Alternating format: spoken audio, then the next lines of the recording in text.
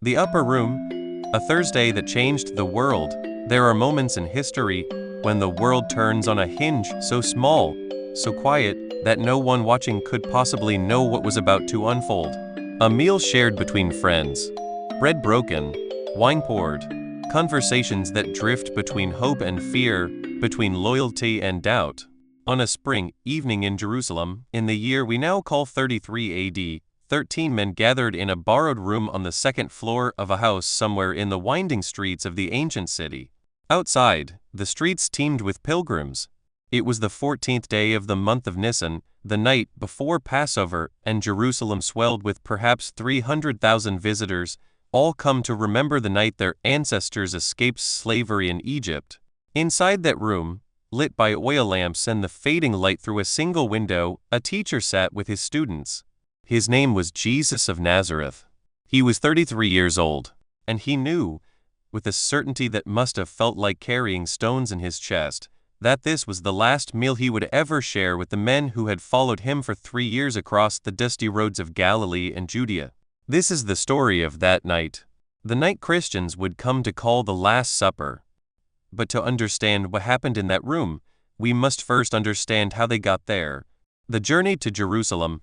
3 years earlier, Jesus had been a carpenter's son in Nazareth, a village so small and unremarkable that when one of his future apostles, Nathanael, first heard Jesus was from there, he asked with genuine bewilderment, "Can anything good come out of Nazareth?" A meal shared between friends, bread broken, wine poured, but something had shifted in Jesus. At around age 30, he left his workshop and his home and sought out his cousin John, a wild-eyed prophet who baptized people in the Jordan River, calling them to repent because the kingdom of God was near. John baptized Jesus, and according to the gospel accounts, something profound happened in that moment, something that set Jesus on a path from which there would be no turning back. He began to teach. He gathered followers, first a handful, then 12 close disciples, then crowds that numbered in the thousands. He spoke in parables about seeds and soil, about lost coins and prodigal sons, about kingdoms that operated on completely inverted logic where the last would be first and the meek would inherit the earth. He healed people, the Gospels tell us, or at least people believed he healed them, which in the ancient world of psychosomatic illness and desperate faith may have amounted to the same thing. But more than his teachings or his miracles, what drew people to Jesus was something harder to quantify. A presence, an authority that seemed to come from somewhere deeper than learning or charisma. When he spoke about God, he didn't sound like the scribes and Pharisees who quoted tradition and precedent. He spoke as if he knew God personally, as if he spoke for God. And in a nation living under Roman occupation, groaning under taxation and military humiliation, starving for hope, this kind of authority was magnetic and dangerous in equal measure. By the spring of 33 AD, Jesus had become a problem. The religious authorities in Jerusalem, the chief priests and elders, viewed him as a threat to the delicate peace they maintained with Rome. The Romans tolerated Jewish religious practice, allowed the temple to function, permitted the Sanhedrin to govern internal affairs, as long as the peace was kept and the taxes flowed. But messianic movements, men claiming to speak for God, men drawing crowds that chanted about kingdoms, these were the sparks that could ignite rebellion. And Rome did not tolerate rebellion. Jesus knew this. His disciples, particularly Peter, James, and John, his inner circle, had urged him not to come to Jerusalem for Passover. There were rumors that the authorities wanted to arrest him. But Jesus came anyway. He entered the city on a Sunday, riding a donkey, while crowds waved palm branches and shouted Hosanna, a Hebrew word that means save us now. The people thought, or hoped, that he had come to be their king, to drive out the Romans, to restore Israel. They didn't understand what kind of kingdom Jesus was proclaiming. And neither, really, did his disciples.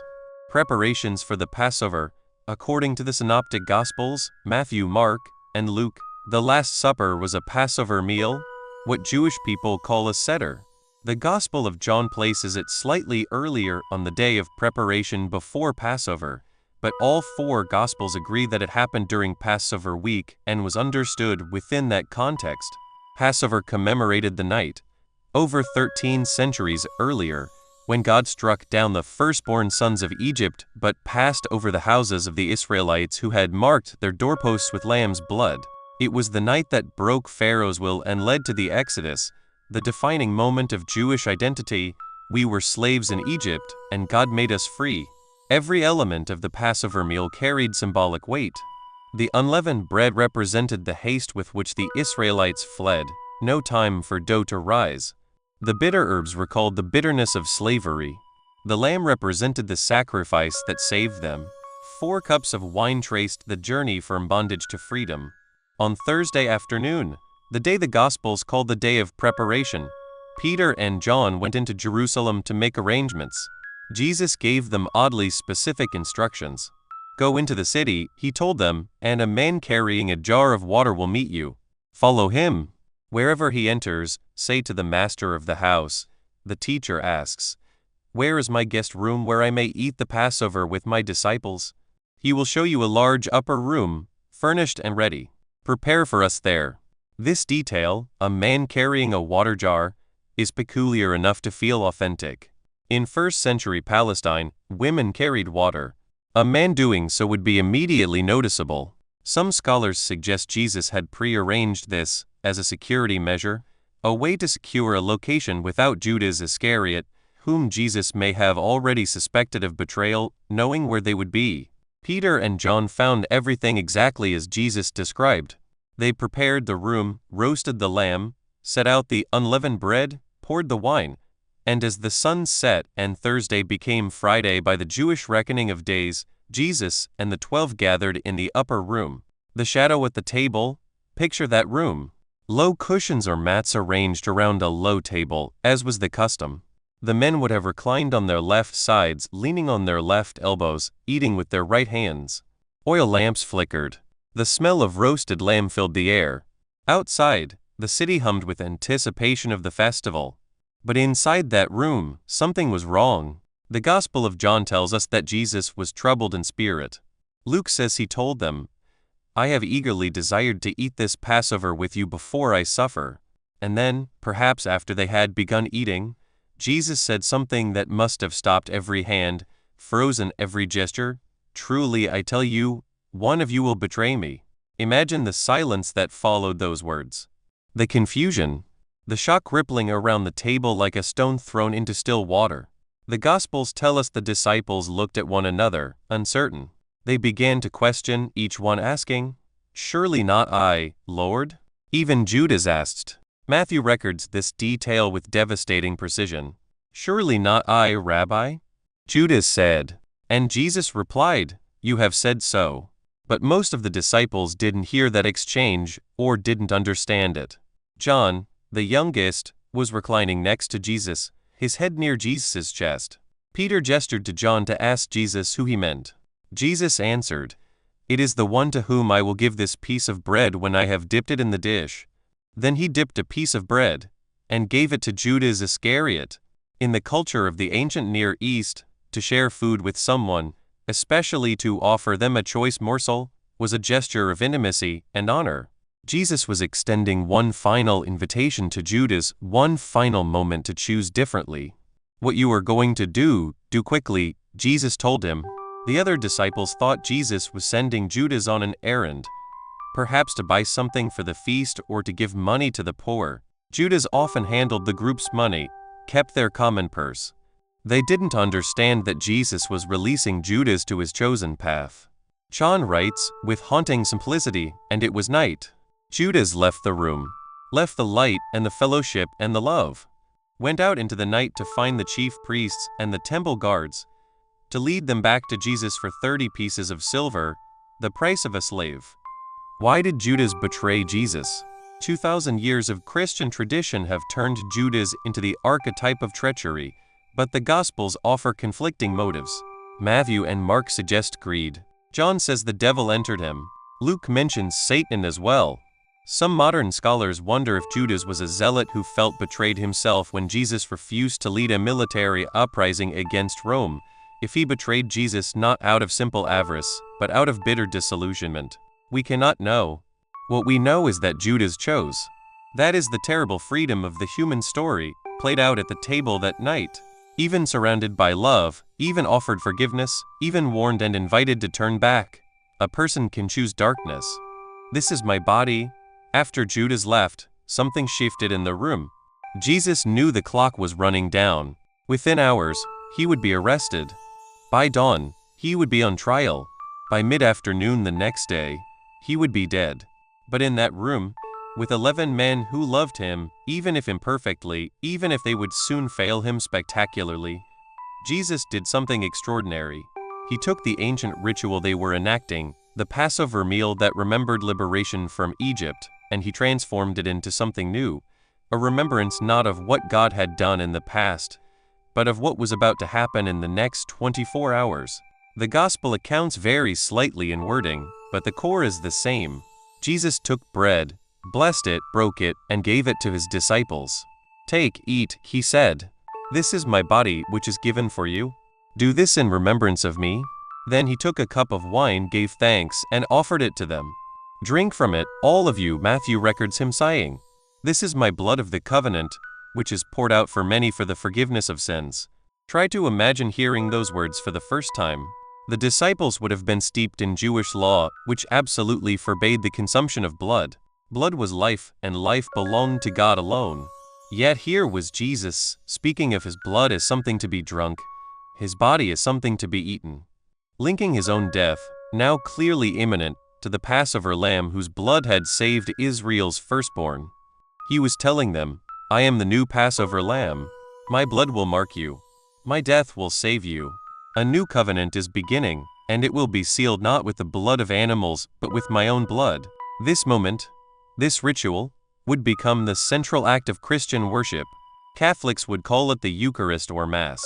Orthodox Christians, the Divine Liturgy. Protestants, communion or the Lord's Supper. For 2,000 years, Christians would gather to break bread and share wine, repeating Jesus' words. "Do this in remembrance of me." It would become the most repeated ritual in human history, enacted millions of times, on every continent, in languages Jesus never spoke, by people he never met. But that night, in that room, it was not yet a ritual.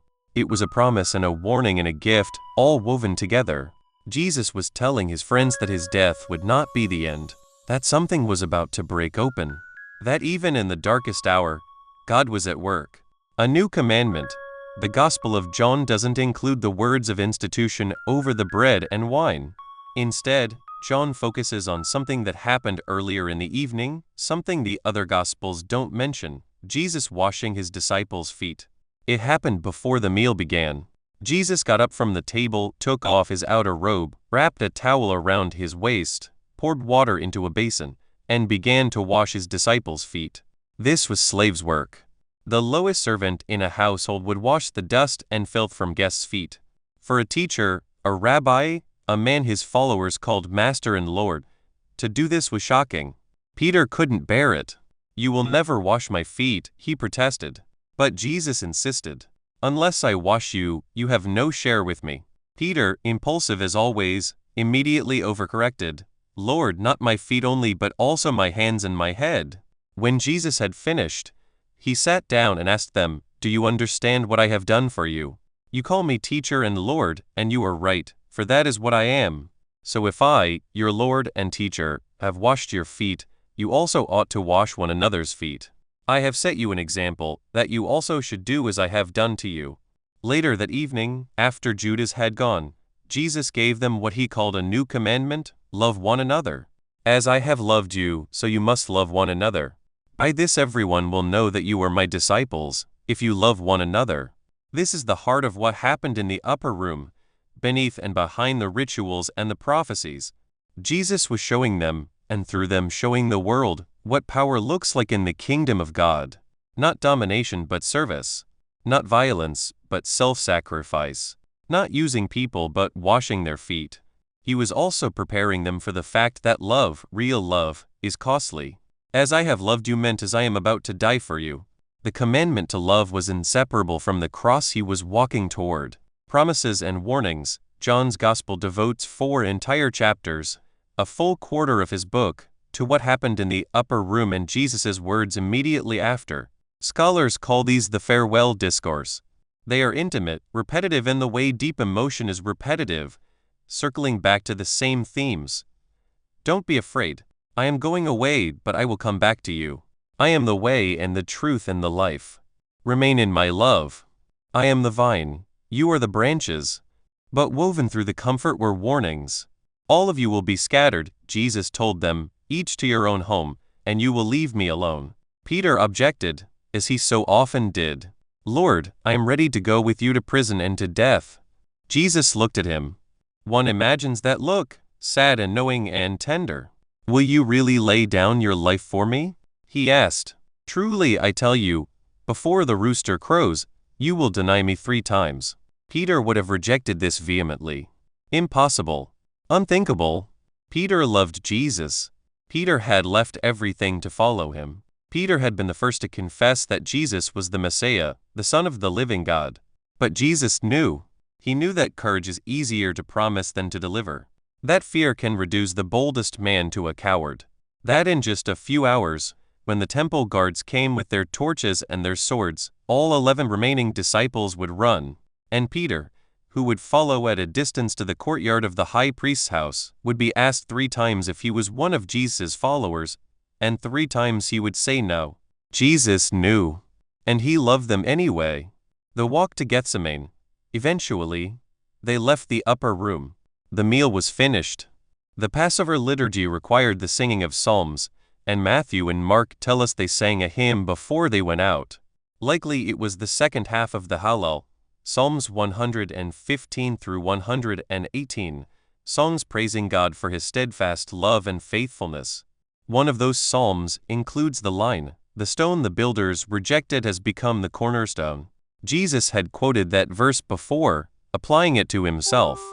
Perhaps he sang it that night, thinking of how the religious leaders had rejected him, and yet God was about to use his death to build something they couldn't imagine.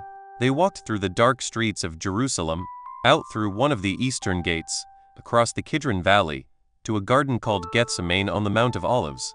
It was a place Jesus often went, a quiet grove of ancient olive trees, a place to pray. What happened in Gethsemane, the agony and the arrest, is technically beyond the scope of the Last Supper, but it's impossible to understand the meal without knowing what came after. The bread broken was Jesus' body, which in a few hours would be flogged and nailed to wood. The wine poured was his blood, which would drip onto the stones of Golgotha. The Last Supper was not an ending. It was a threshold. The old Passover remembered deliverance from Egypt. The new Passover, inaugurated in that upper room, promised deliverance from something deeper, from sin, from death, from the fracture that runs through the human heart. The meaning that grew. For the 11 disciples who survived that night, who watched Jesus die and then encountered him alive 3 days later, the Last Supper became the interpretive key to everything. Paul, who never met Jesus during his earthly life, but who joined the movement within a few years of the crucifixion, wrote to the church in Corinth around 25 years after that Thursday night, "For I received from the Lord what I also passed on to you. The Lord Jesus, on the night he was betrayed, took bread." Paul calls it the night he was betrayed, not the night of the Last Supper. The betrayal and the meal are forever linked. Judas's kiss in the garden makes sense of Jesus' words over the bread. The early Christians met weekly on the first day of the week, Sunday, the day of resurrection. And at the center of their gatherings was this meal. They broke bread together, remembering Jesus. They saw in it not just a memorial, but a participation, a mystical sharing in Christ's death and life. The bread was ordinary bread, but also, somehow, more. The wine was ordinary wine, but also, somehow, the blood that sealed a new relationship between God and humanity. This has been debated endlessly. Catholics believe in transubstantiation, that the bread and wine literally become Christ's body and blood, even though they still look and taste like bread and wine. Protestants generally believe in a symbolic or spiritual presence, that Christ is present with his people when they gather in his name, but the elements remain bread and wine. Orthodox Christians speak of mystery, of holy transformation beyond what words can capture. But whatever the theological explanation, The ritual endured. It spread from that upper room in Jerusalem to house churches in Antioch and Ephesus and Corinth, to the catacombs under Rome where persecuted Christians gathered in secret, to great cathedrals in Constantinople and Paris and Canterbury, to mud huts in Africa and bamboo chapels in Asia and adobe missions in the Americas, to storefronts and prisons and hospital rooms and battlefield trenches. Wherever Christians have gathered, from that night until now, they have broken bread together and said, "This is my body given for you." The questions that linger, 2,000 years creates distance that is hard to bridge. We read the gospel accounts through centuries of theology and liturgy and art. The Last Supper is everywhere in Christian culture. Leonardo da Vinci painted it on a monastery wall in Milan in the 1490s, creating perhaps the most famous depiction: Jesus at the center, arms outstretched, the disciples arranged in groups of 3 on either side, their faces registering shock at the announcement of betrayal. But Leonardo painted Renaissance Italians in Renaissance clothes at a Renaissance table. The real upper room would have been smaller, dimmer, more crowded. The men would have been Middle Eastern Jews in first-century clothing, reclining on cushions, eating with their hands. The emotional reality, though, Leonardo captured something true. That mix of intimacy and impending tragedy. The sense of a moment tipping over into history. What did they talk about that night, in the hours before things got dark? Did they laugh? Tell stories from their 3 years on the road together? Did they argue theology, the way religious students do? Did Jesus tell them jokes? We don't know. The Gospels compress everything into theological highlights, the moments that mattered for the story they were telling. But these were real people. 13 men who had eaten hundreds of meals together, who had slept under the stars and walked dusty roads and argued about who was greatest, and misunderstood Jesus' parables and laughed at Peter's impulsiveness, and worried about money and wondered what was going to happen next. That night, Jesus tried to tell them what was going to happen next. They didn't understand. How could they? Everything he said was shrouded in mystery. Talk of going away and coming back, of dwelling in them, of sending a comforter, of a kingdom not of this world. It all sounded like riddles. The clarity would come later, after the crucifixion and the resurrection and Pentecost, after the Spirit came, as Jesus promised it would, and illuminated everything he had taught them. Then they would remember that night, and it would all click into place. The bread we still break. There is something almost unbearably poignant about the Last Supper.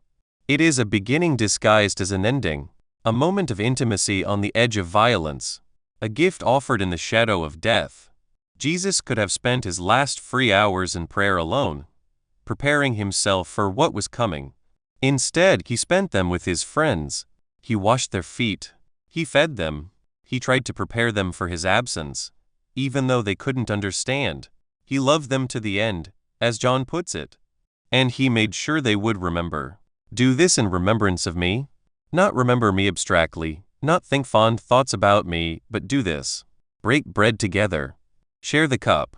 Let the muscle memory of the ritual keep you connected to this night, to this love, to this sacrifice.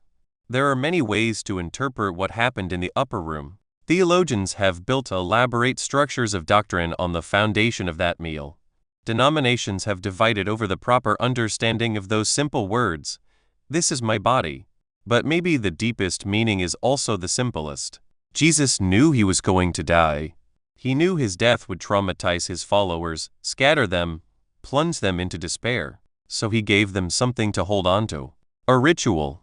A practice. Something they could do with their hands and their bodies that would reconnect them to him, to each other, to the love that had bound them together. He gave them a way to remember that would involve all the senses. The taste of bread and wine. The feel of the cup passing from hand to hand. The sight of the community gathered. The sound of his words repeated. The smell of the bread broken. Memory is not just mental. The body remembers. And Jesus gave his followers a bodily practice that would keep them tethered to the truth even when their minds were swamped with doubt and fear. Judas and the road not taken. One figure haunts the story of the Last Supper, Judas Iscariot. The man who sat at that table, who ate that bread, who drank that wine, and then walked out into the night to betray his teacher for money. Christian tradition has been merciless toward Judas.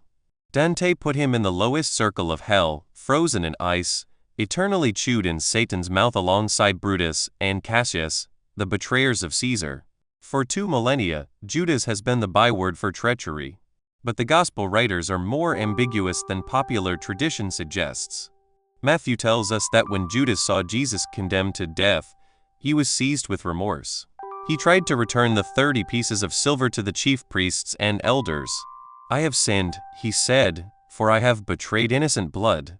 When they refused to take the money back, Judas threw it into the temple and went out and hanged himself. Luke and John emphasize demonic influence. Satan entered into him, they write, suggesting Judas was not entirely in control of his actions.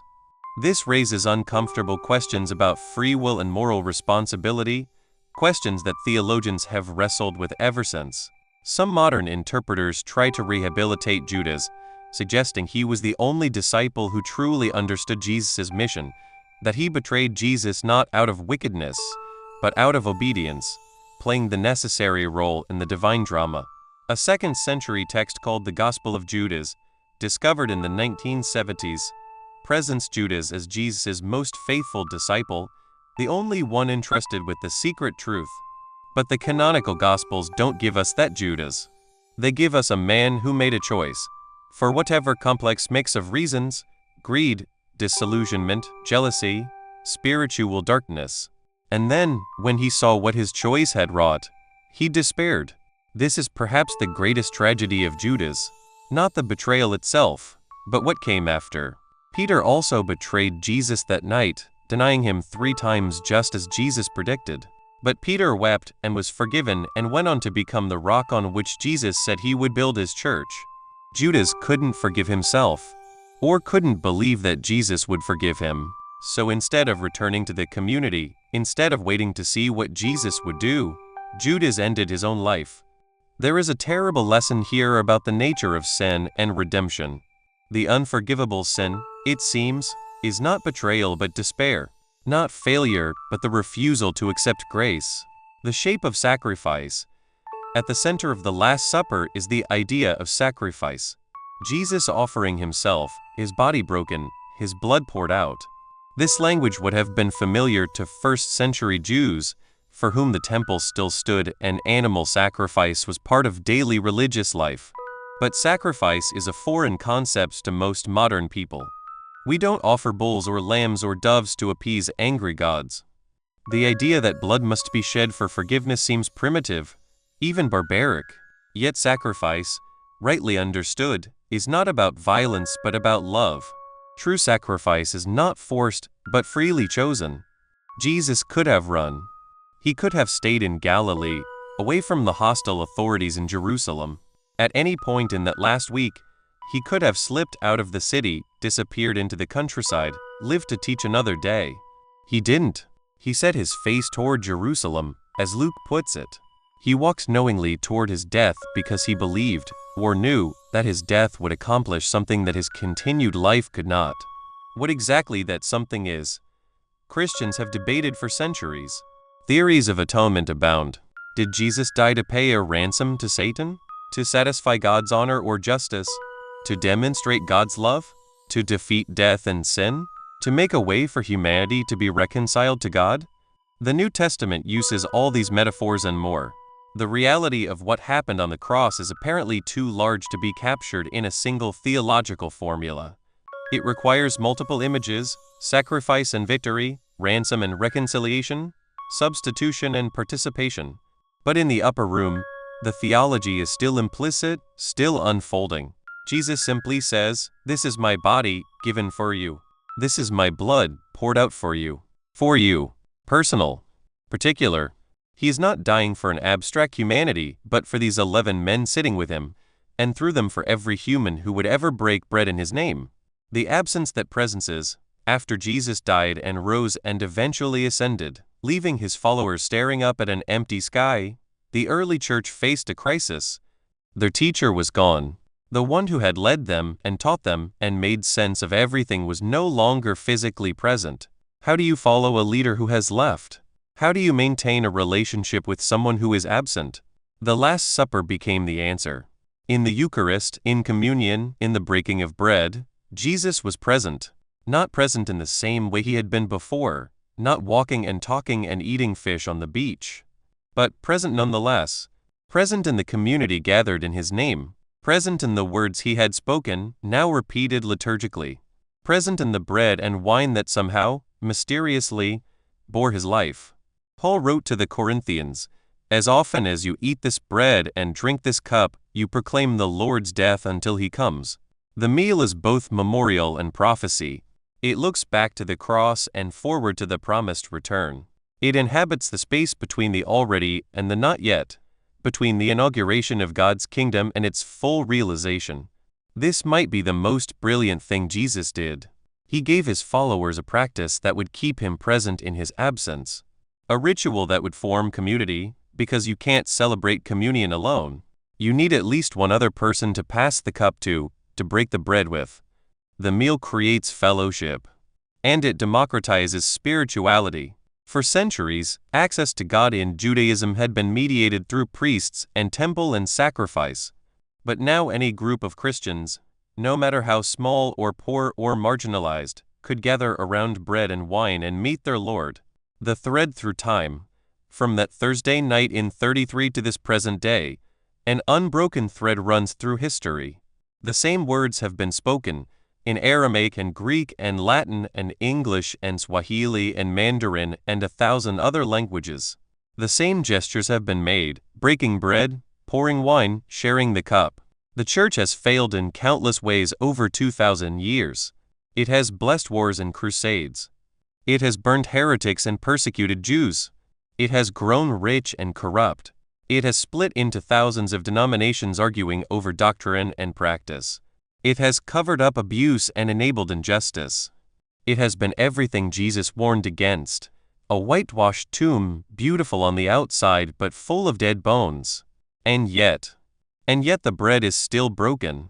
The cup is still shared. Christians still gather, in cathedrals and house churches, in freedom and in persecution, and repeat those words, "This is my body. This is my blood. Do this in remembrance of me." Something about that night in the upper room has proven indestructible. The institution Jesus founded may be deeply flawed, but the meal endures. It has outlasted empires and survived heresies and weathered scandals. It remains, stubbornly, at the center of Christian life. Maybe that's because it speaks to something fundamental in human experience. We are bodies, not just minds. We need tangible practices, not just abstract beliefs. We need to taste and touch and share. We need rituals that bind us to each other and to the past and to the transcendent. Or maybe it endures because Jesus knew what he was doing. Because in that upper room, facing death, he created something that would keep his love alive in the world, passed from person to person, generation to generation, a gift that keeps being given. The hour is coming, Jesus told his disciples that night, "The hour is coming, indeed it has come, when you will be scattered, each one to his home, and you will leave me alone." He was right. Within hours, they all ran. Within days, they were hiding behind locked doors, terrified that the authorities would come for them next. The movement seemed finished. The dream appeared to be over. But on the third day, the tomb was empty. And everything the disciples thought they understood about that Thursday night supper was transformed in the light of resurrection. The body broken was restored. The blood poured out became the sign of life, not death. The sacrifice was not the end but the beginning. And the meal they shared, which had seemed like a farewell, became the way Jesus remained with them, present in bread and wine, in community and memory and spirit. The upper room, that borrowed space on a Jerusalem street, became in Christian imagination the birthplace of the Church. Not Pentecost, 50 days later, when the Spirit fell like fire. Not the moment of resurrection in the garden tomb, but that Thursday night when Jesus took bread and wine, ordinary elements of an ordinary meal, and said, "This is me. When you do this, I am here." A Thursday we remember, 2,000 years is a long time. Long enough for memory to fade, for facts to blur into legend, for history to become mythology. We cannot reconstruct that night with certainty. We have 4 gospel accounts, written decades after the events, by authors with theological agendas, drawing on oral traditions that had been shaped by decades of retelling. But something happened. That much is beyond doubt. Something happened in an upper room in Jerusalem during Passover in the year 33 that changed the direction of human history. A meal was shared, words were spoken, bread was broken, and a teacher prepared his students for his departure by giving them a way to remember him that would make him present even in his absence. Whether you believe the Christian claims about Jesus, whether you think he was divine or simply human, whether you see his death as cosmic sacrifice or tragic execution, the Last Supper remains one of the most influential moments in human history. More paintings have been made of it than perhaps any other scene. More sermons preached about it, more theological ink spilled over it. And every Sunday, or every day in some traditions, Christians around the world enact that meal again. They break bread. They share wine. They speak the words Jesus spoke. They remember. What are they remembering? A meal, yes, but also a love that would not let go even in the face of death. A community formed around a table. A promise that failure and betrayal and even death itself would not have the final word. A hope that the kingdom Jesus spoke of, where the hungry are fed and the mourners comforted and the peacemakers blessed, is not just a beautiful dream, but a reality breaking into the world, demanding allegiance, offering grace. The upper room is empty now. The house has long since crumbled to dust. The city of Jerusalem has been destroyed and rebuilt multiple times. The disciples are dead. Jesus is dead, or risen, depending on what you believe. But the meal continues. The bread is still broken. The cup is still passed. And in churches and homes and hospital rooms and prisons, people still gather and say, "This is my body. This is my blood. Do this in remembrance of me." A Thursday that changed the world. A supper that became a sacrament. A memory that refuses to fade. That is the story of the Last Supper. Not just what happened in an upper room 2,000 years ago, but what has happened every day since. Whenever people gather in Jesus' name to break bread together and remember the night he gave them a way to keep his love alive. What endures? There are moments in history when everything changes, and no one watching can quite grasp it. A man on a cross. Bread broken in an upper room. Words spoken in the dark. "This is my body given for you." Jesus knew he was going to die. He had tried to tell his disciples, but they couldn't hear it, couldn't accept it. So instead of explaining what they weren't ready to understand, he gave them something to do. A practice. A ritual. A way to enact the mystery with their hands and mouths and bodies until their minds could catch up. And perhaps that is the deepest wisdom of the Last Supper. That some truths are too large for doctrine, too profound for explanation. They must be lived into, enacted, practiced, until slowly, over time, their meaning unfolds. The bread breaks. The wine pours. The community gathers. And in the repetition, in the muscle memory of the ritual, something happens that words cannot quite capture.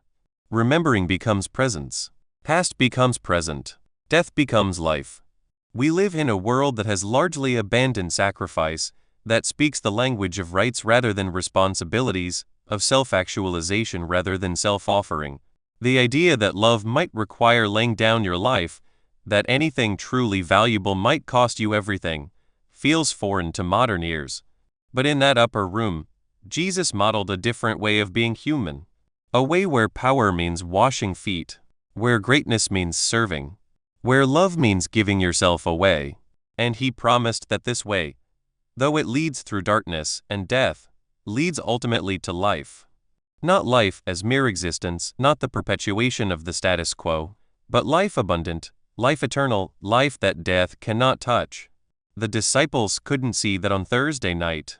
By Friday afternoon, watching Jesus die on a Roman cross, they were certain they had been wrong about everything. The kingdom of God was not coming. Their teacher was not the Messiah. The dream was dead.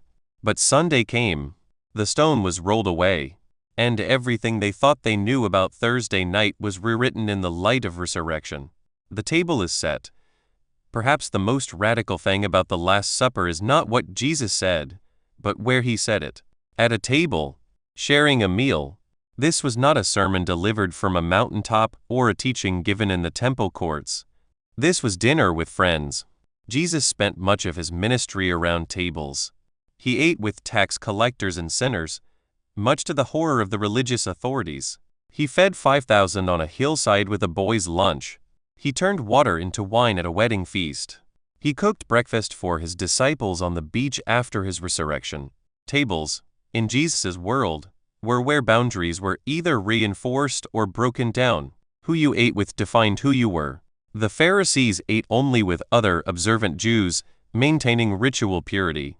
But Jesus ate with everyone, prostitutes and priests, Romans and revolutionaries, the clean and the unclean.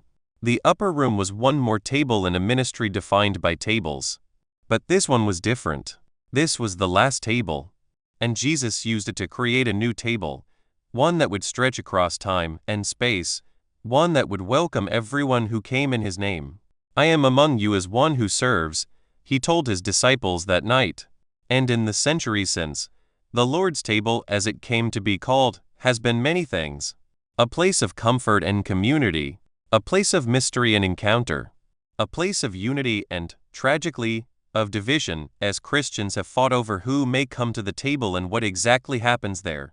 But at its best, the table Jesus set remains what it was that night, a place where heaven meets earth, where the ordinary becomes extraordinary, where memory becomes presence, where community is formed and reformed around the simplest of elements. Bread, wine, words, love. The silence between the words. What the Gospels don't tell us is perhaps as important as what they do. They don't tell us what the disciples felt that night. Were they afraid? Confused? Did they sense the weight of the moment? Or did it only make sense in hindsight? They don't tell us what Jesus felt as he looked around that table at 11 men he loved, knowing that in a few hours, they would all abandon him. Did he feel anger? Sadness? Disappointment? Or only compassion for their weakness, because he understood better than they did how fragile human courage is? They don't tell us what was said in the pauses between the recorded words. The Gospel writers compress hours into paragraphs, giving us only the theological highlights. But real life happens in the spaces between great moments. In the ordinary conversation and the shared glances and the comfortable silences of people who have lived together for 3 years. We forget, sometimes, that these were real people, that their feet hurt from walking, that they argued about stupid things, that they probably had inside jokes and running disagreements, and the kind of easy familiarity that comes from extended proximity. And on that Thursday night, all of that was about to end. Even if they didn't fully understand it, even if Jesus' warnings didn't penetrate their optimism, there must have been some sense that they were standing on a threshold. The Passover liturgy they were enacting asked a question. Why is this night different from all other nights? The answer for the Jewish people was because on this night, God made us free. But in that upper room, a new answer was being written. This night was different because on this night, God made a way for all humanity to be free. Not from Egyptian slavery, but from the deeper bondage of sin and death and the brokenness that fractures every human heart. That was too big for words. So Jesus gave them bread and wine instead. What we carry forward. The story of the Last Supper is not finished. It continues every time Christians gather to break bread together. Every time the words are spoken, "This is my body. This is my blood. Do this in remembrance of me." And in a world that often feels broken beyond repair, where violence and injustice seem to have the final word, where death and suffering appear to render all our hopes meaningless, the Last Supper offers something essential, the stubborn insistence that love is stronger than death.